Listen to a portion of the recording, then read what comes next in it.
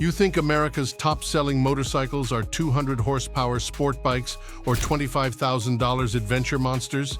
You'd be dead wrong. The real bestsellers are bikes you won't see flexed on Instagram, and that's exactly why they dominate.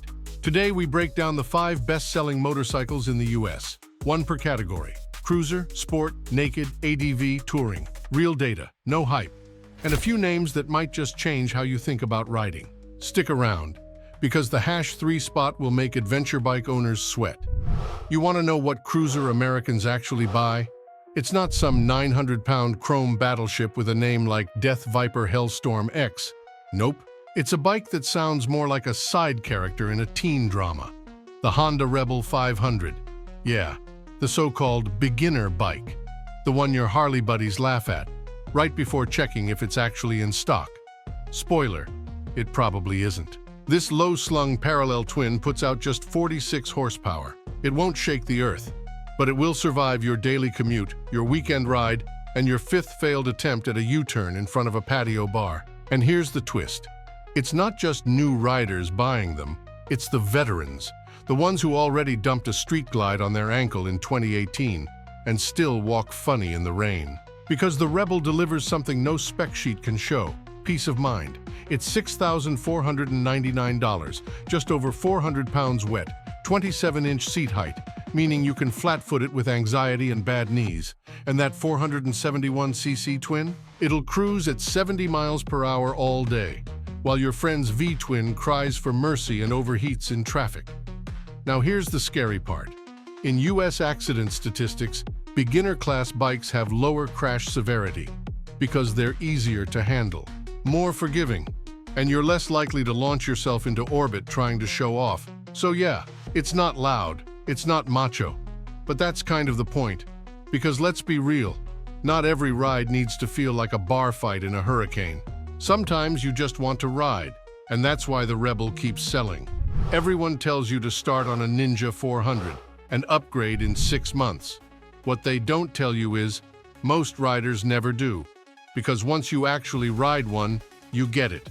The Kawasaki Ninja 400 isn't just a beginner bike. It's the best-selling sport bike in America because it's smarter than bikes twice its size and twice your insurance premium. We're talking 399cc parallel twin, 49 horsepower, 366 pounds wet. That's a better power-to-weight ratio than most cars, and a hell of a lot more fun than sitting in one. And here's the joke. You buy a Ninja 400 telling yourself it's just for now. 6 months later, you're giving it a name and saying things like, "She just understands me." But here's where it gets real. This bike saves people, literally. Because new riders on too much bike end up in ERs and statistics. But on a 400, you learn, you forgive, you grow, and sometimes you stay. Because the Ninja 400 has something that bigger bikes lost along the way. Fun at legal speeds. It flicks, it leans, it yells. And when you're threading traffic or chasing the sunset on a back road, it feels perfect. Ask around. Half the people at the track brought a 600 to flex, and a 400 to actually enjoy. So yeah, you could upgrade, but you won't. Because this isn't just a stepping stone. It's the bike that reminds you why you started riding in the first place. You scroll Instagram and see $20,000 GSS loaded with crash bars, drones, and enough gear to invade a small country.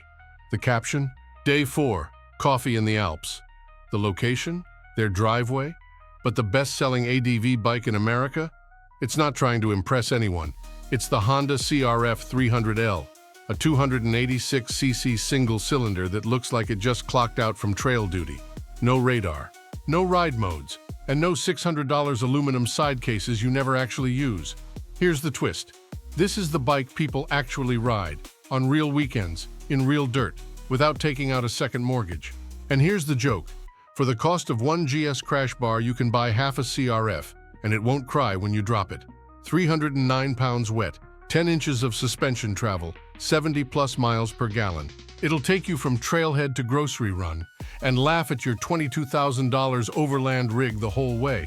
But let's get dark for a second. How many adventure bikes never see dirt? How many owners are scared to scratch their paint, or even worse, their image? That's not adventure. That's cosplay. Meanwhile, Honda can't build enough CRF 300Ls to meet demand. Because people aren't just buying them, they're riding them. Into woods, over rocks, through stuff that would send your GS crying back to warranty. The real flex? Coming home muddy, tired, and smiling, not polishing your bike in the garage for a photo you'll never earn. So if you're still dreaming about the big trip, just know this. Someone on a CRF 300L already left, and they're not waiting for you.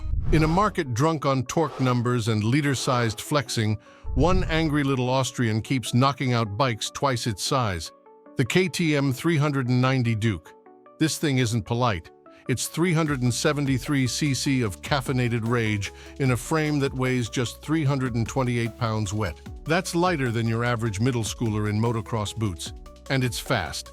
Not track day fast, but I just missed my exit and I'm laughing fast. 44 horsepower, slipper clutch, ride-by-wire, 6-speed gearbox. If you shift slow, it slaps.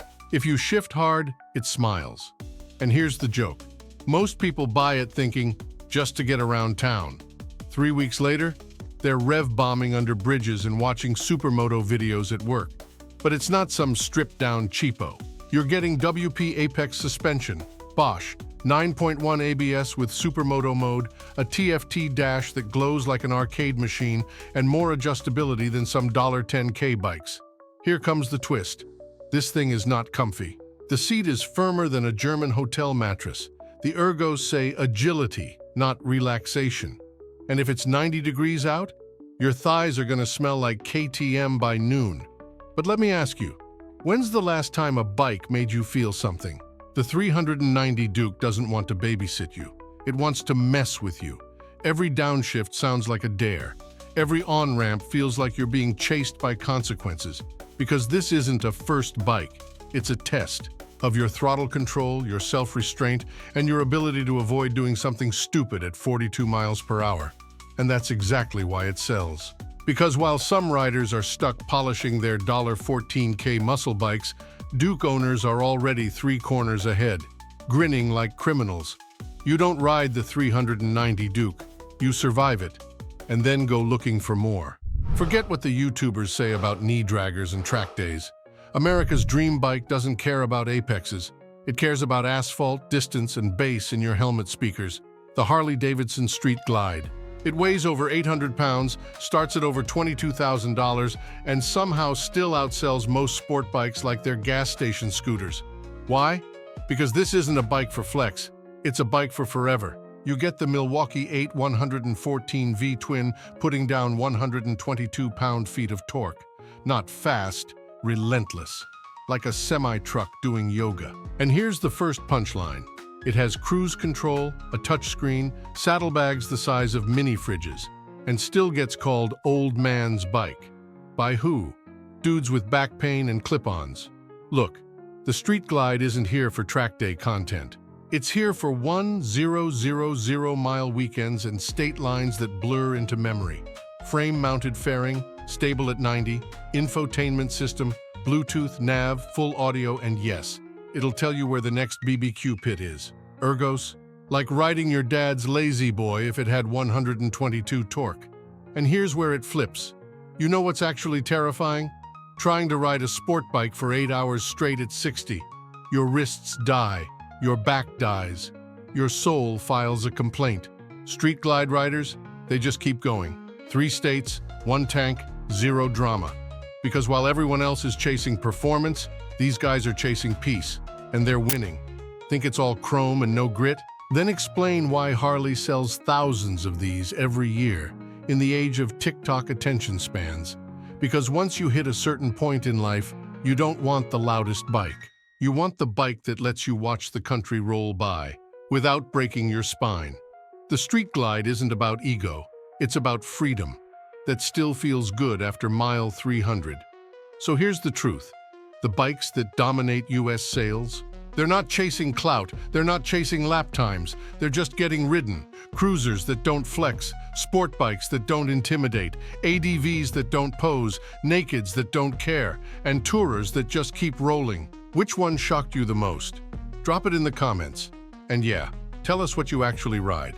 But hold up. Before you go window shopping, What if you buy the wrong bike?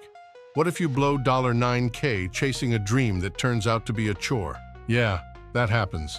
A lot. That's why next week we're doing the deep dive. Which of these bestsellers is actually right for you, based on how you ride, what you value, and what you're willing to admit to yourself? So if you're even thinking about buying a bike this year, don't miss the next episode. It might save you thousands or years of regret. Subscribe, hit the bell, and keep it dirty, but honest.